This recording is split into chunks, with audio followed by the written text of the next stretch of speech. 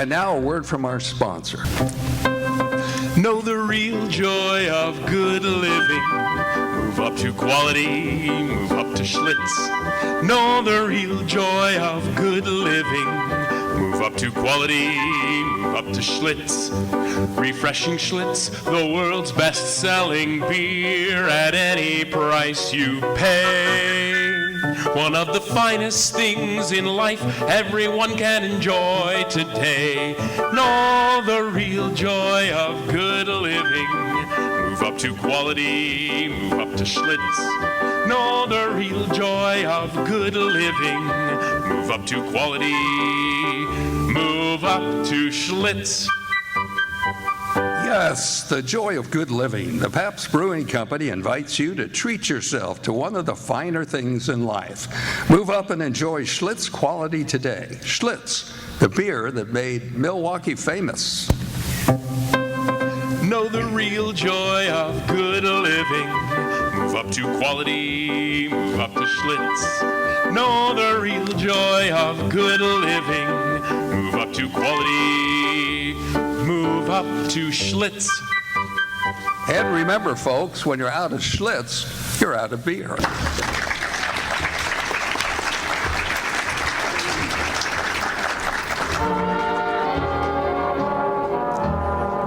Independent research organizations made a survey of doctors' cigarette habits.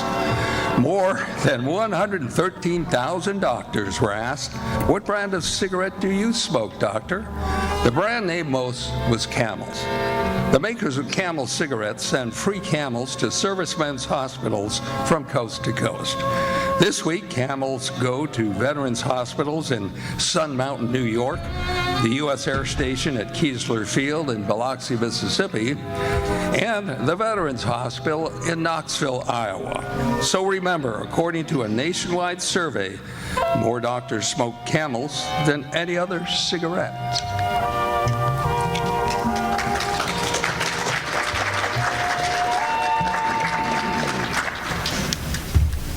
Is your child suffering from the embarrassment and bullying by fellow classmates in school due to uncontrolled flatulence? Well, your child needs a diet correction, not a spanking. Many well-fed children may, in fact, be subclinically undernourished. A mother should remember that a child needs less roughage than an adult to stay regular. A simple solution is to use a supplementary food like Ovaltine. Ovaltine mixed with milk solidifies the colon and packs the area solid that effectively plugs up your child from the inside. So, why don't you join the best of other mothers who have taken responsibility of their children's flatulence by serving them 3 to 5 glasses of Ovaltine every day. Ovaltine, the fart-suppressing food drink. And now we're going to take another break here with a great jazz song, and I want to welcome Marissa Anderson.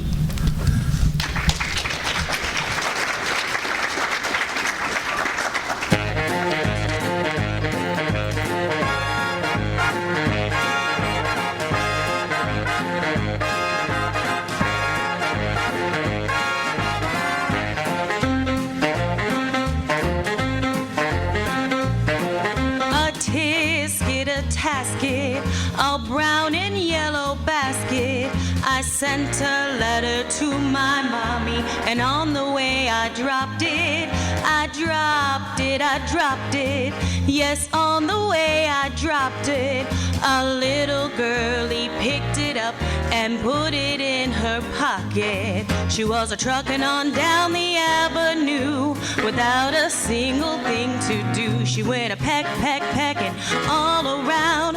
When she spied it on the ground, she took it, my little yellow basket. And if she doesn't bring it back, I think that I will die.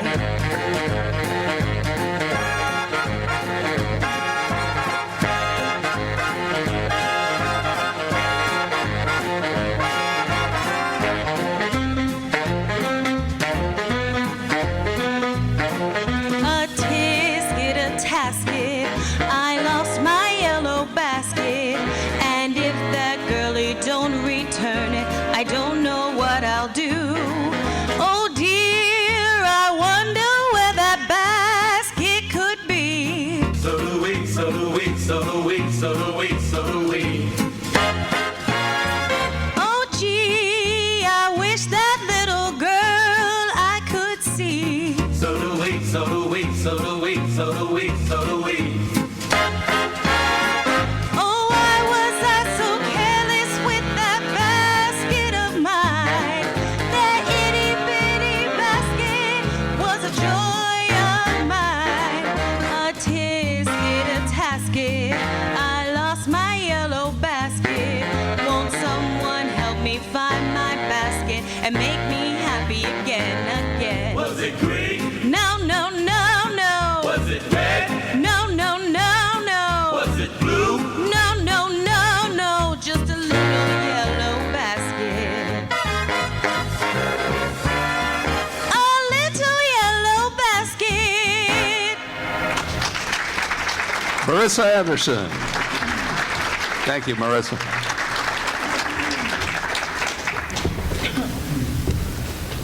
Quiet, please.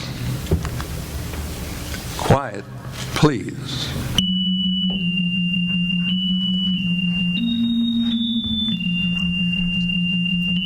The Mutual Broadcasting System presents Quiet Please, which is written and directed by Willis Cooper. This episode of Quiet Please was first aired on October 15, 1947, and is entitled Camera Obscura.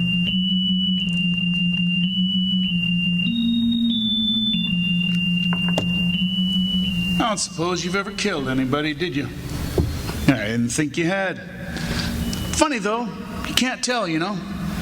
Murderers very seldom look like murderers, and there's a lot more of them around than you have any idea. I know a fellow, little squinched up, wizened guy. He's a carpenter, lives on Veranda Street down in L.A. Murdered his wife's brother in 1928, and nobody ever had the faintest idea. Except the wife's brother. And the guy's doing fine, thinks he got away with it. Yeah, he'll find out. Like that woman in Alameda that killed her husband with that stuff you can buy at any drugstore and never have a clerk raise an eyebrow at you. No, there's no such thing as getting away with murder, friend. Believe me. And for my money, walking up the 13 steps and standing on a trap door with 9 turns of a hangman's not rubbing against your left ear, or sitting in a chair smelling burnt almonds with a lot of scared faces staring at you through a little window, or even the hot spot itself. Believe me, any of these legit ways of paying off for murder is pie compared to what you're gonna get if you let it ride. You sure you never killed anybody, Bill? Well, you better be. Believe me, I know.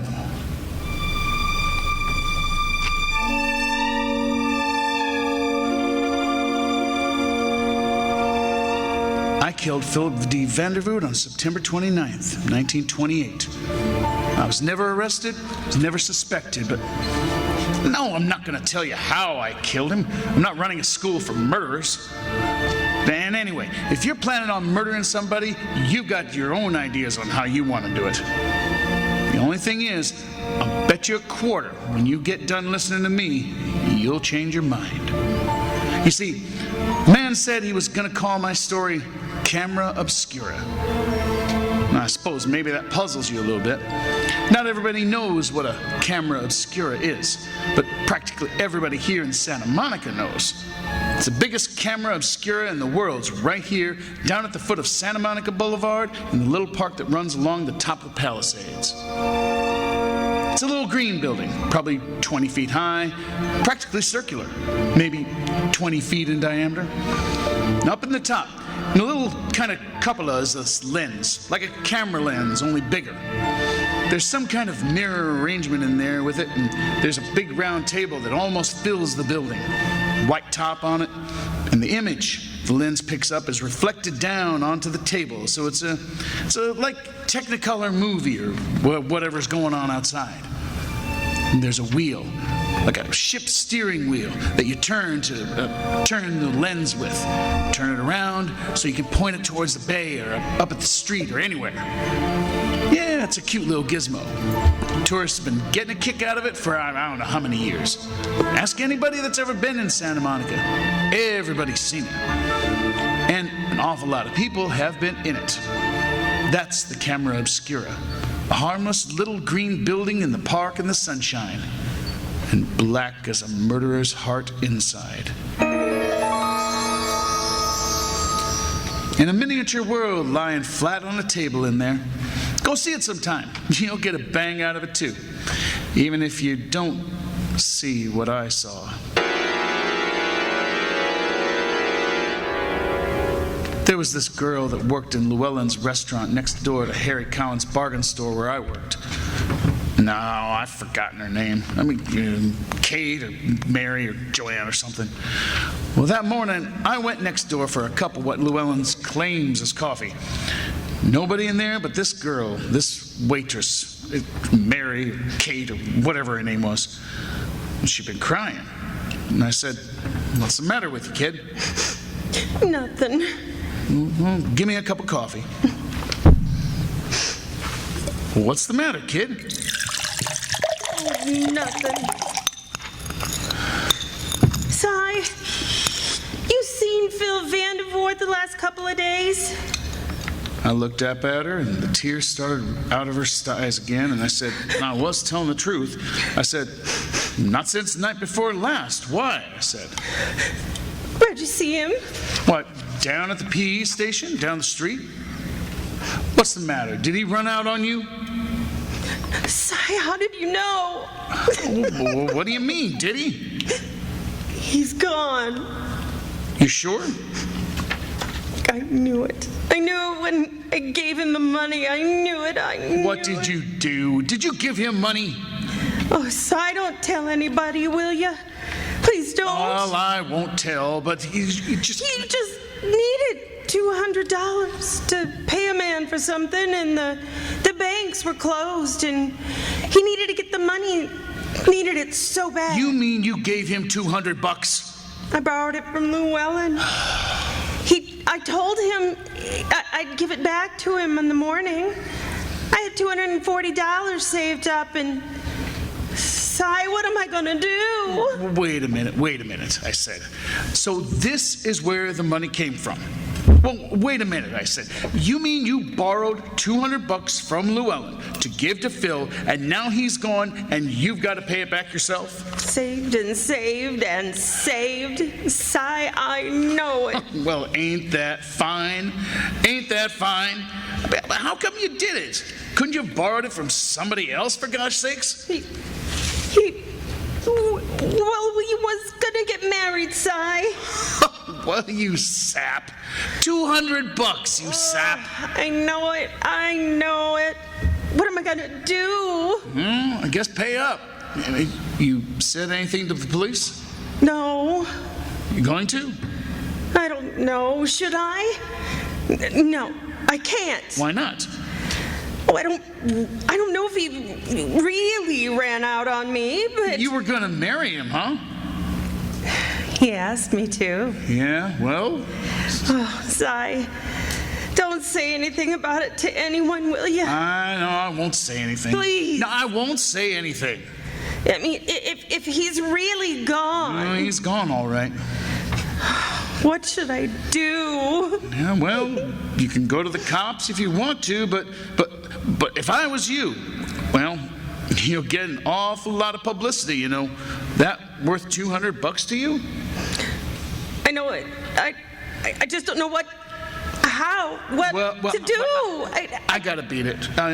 Harry will be screaming for me. Here, you got a change for a $10 bill? Yeah, I guess so. Out of 10, 52, 3, 4, 5, and 5 is 10.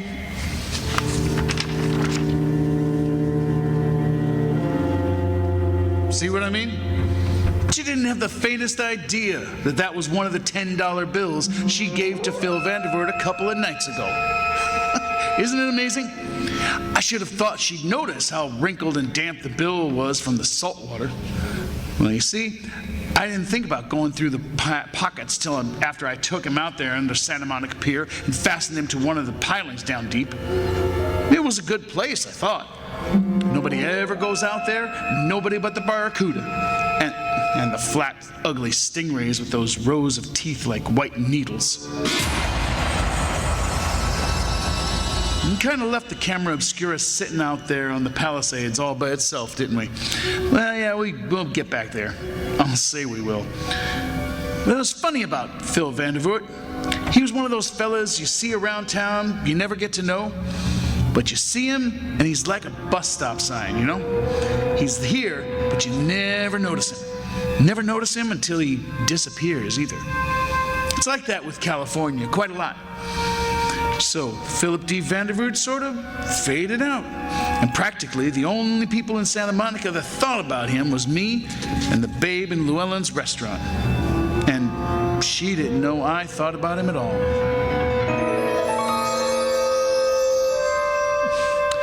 Funny how a fella is. She never brought up the subject of Phil. I was the one that talked about him, and she, well, I guess she had been in love with him. That's something about being on a setup like this, huh?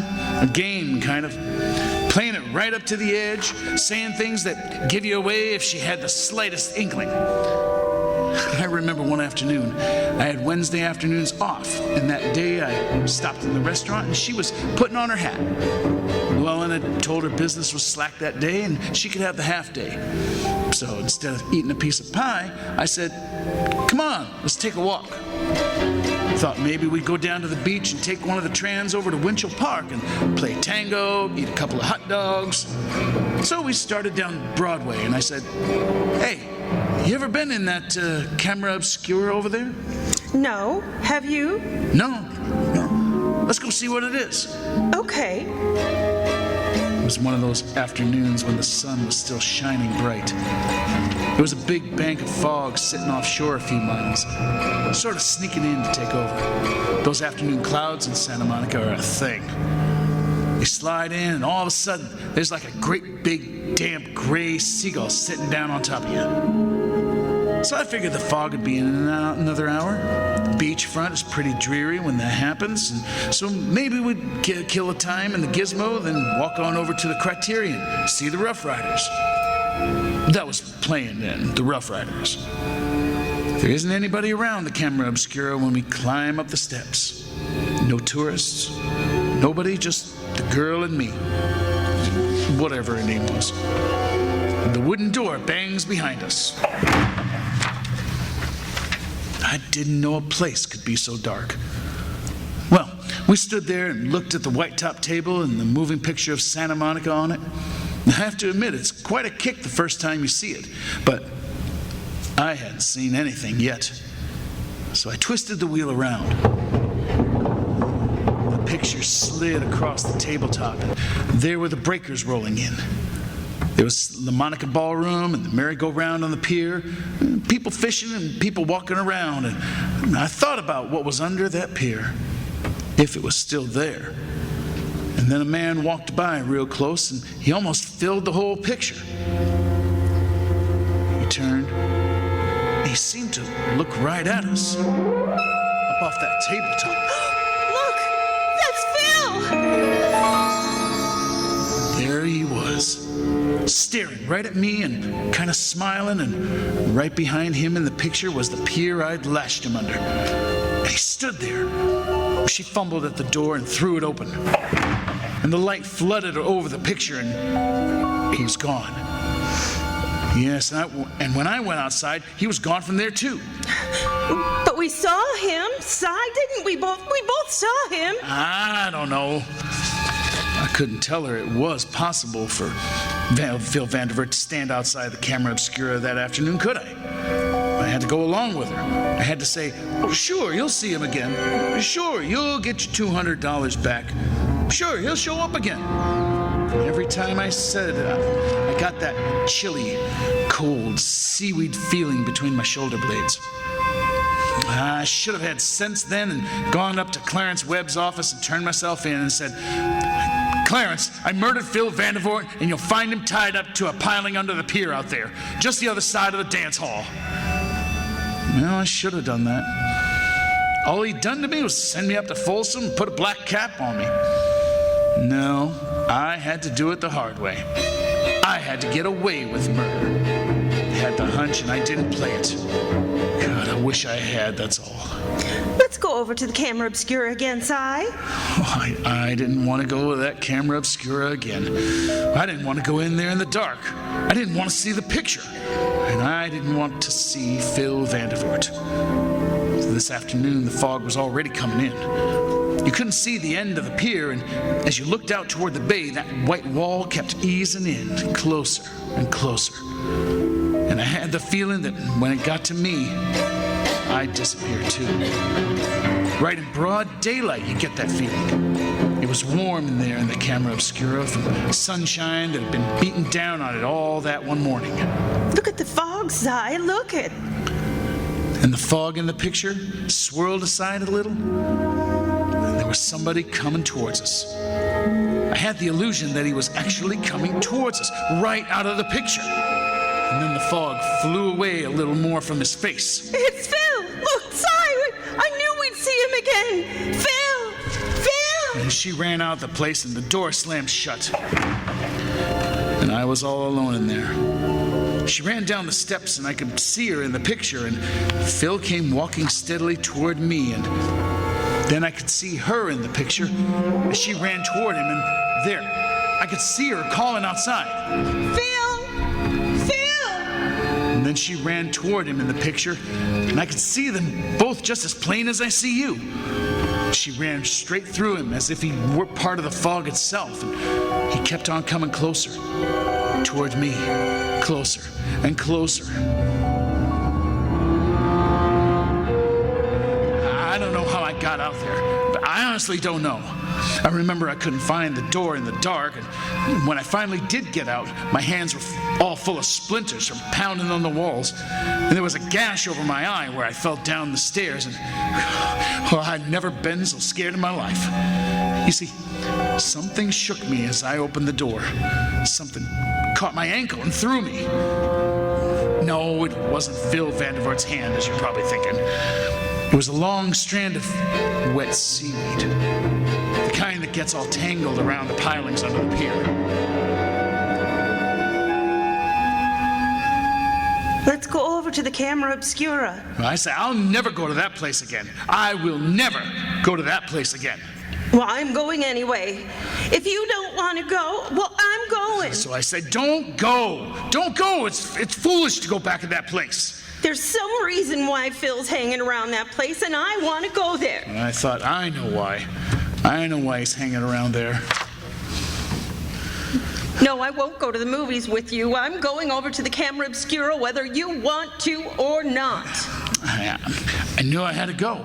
I said to myself, if you let that girl go over there by herself, she'll see him again, and what'll she find out? I said to myself, you gotta go with her so you can keep her from finding out whatever she might find out. And I said, all right, I'll go with this just one time.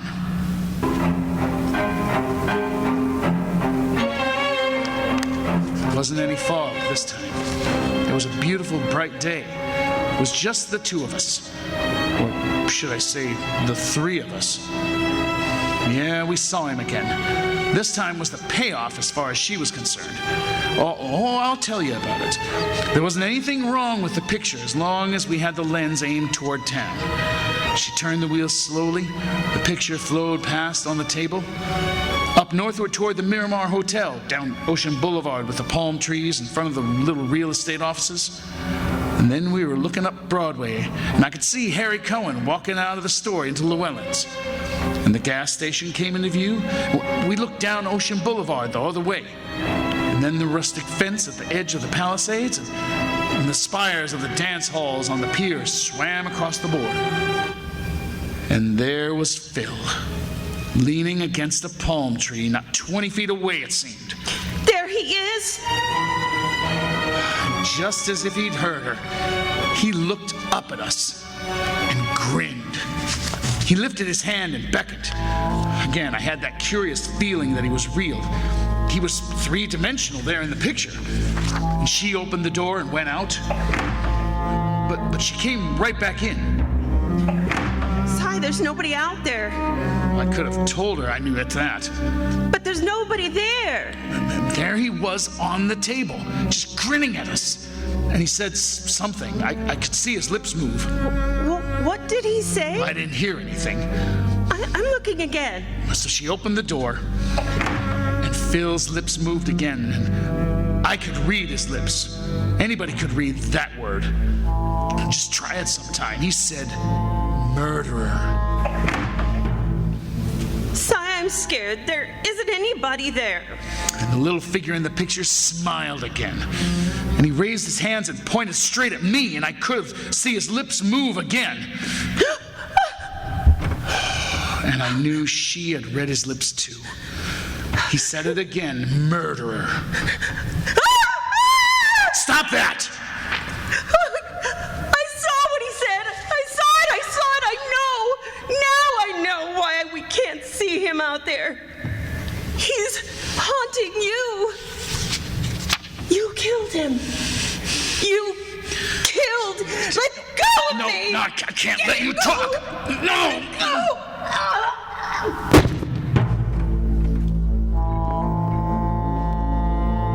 Well, what else could I do? She knew. She'd tell. And I'd hang, so... And I can't even remember her name. There's quite a lot of space under the table in there. And it's dark in there. After a little while, I opened the door and looked out. Everything seemed to be normal. I saw Bobby Clark, the motor cop, go by on his bike. And Harry Cowan was walking back into the store. Nobody was looking at me. I was about to start down the stairs when a sudden thought struck me. I hadn't looked at the tablecloth top of the picture. I closed the door and turned around. And Phil was still there in the picture, still looking at me. And there, beside him under the palm tree, was the girl. Not much left of the story, though. Oh, I should have gone then and confessed. It would have been easier, but, well, I knew nobody'd ever find Phil, and I didn't want anybody to find her.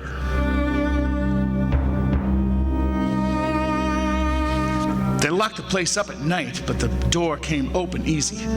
Didn't bring in any light. It was 3 o'clock in the morning, and the fog was hanging from the sky like a wet velvet curtain. You couldn't see a street light a block away. So I went in, I fumbled around under the table where I'd left her. She wasn't there. I found paper matches finally, but she wasn't there. You think you know what terror is? Well, don't let me tell you. I stood up at last, and the night was so still I could hear the foghorn from way up toward Point Doom. The fog, as I told you, was thick. I glanced at the table. There they were, the two of them. And there wasn't any fog in the picture. I couldn't mistake them. Phil and the girl. And together, they raised their hands and they beckoned to me. I knew I couldn't move, but I opened the door and I went down the steps into the fog. There was just one tiny spark of hope in the back of my mind, just one tiny spark. I knew they wouldn't be there, but they were. And they turned and started away. I followed them through the fog, and down the hill, and down past the suburban statues, down to the pier, then across the boardwalk. Down across that clingy, sticky, wet sand. And the fog running its fingers through my hair. And under the pier, with the wet, spongy piling making hell's own high forest around me, the smell of dead things cast up from the sea, and the waves reaching for me. They went on, and I followed. And the waves, they beat at my knees. And the undertow clutched at my waist, and I followed. And then I felt my breath being snatched from me. There was a long strand of seaweed across my face.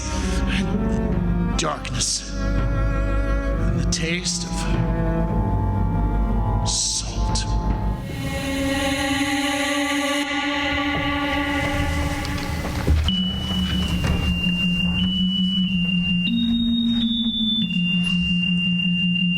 You have listened to Quiet Please, which was written by Willis Cooper.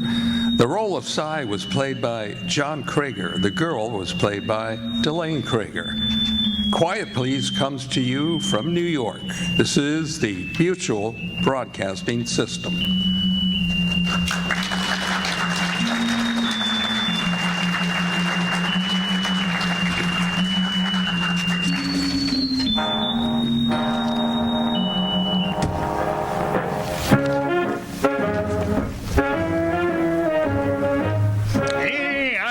Social Security now, and it's a good deal by a cracky. That's right. Social Security provides you insurance protection with benefits which you'll get when you retire at 65 or when you reach 50 if you're totally or permanently disabled. Social Security also provides family survivor benefits for servicemen's widow and minor children. If you're a military service member, it's important for you to learn how many years of service you will need to qualify for a second retirement check. Men can collect Social Security at age 65, but women are eligible at age 62. Have you investigated your Social Security benefits? Well, thank you, FDR. It's a good deal from the New Deal.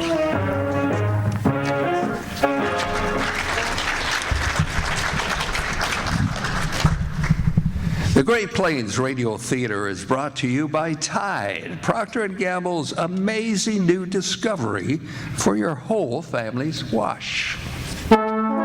Tide's in, dirt's out. Tide gets clothes cleaner than any soap.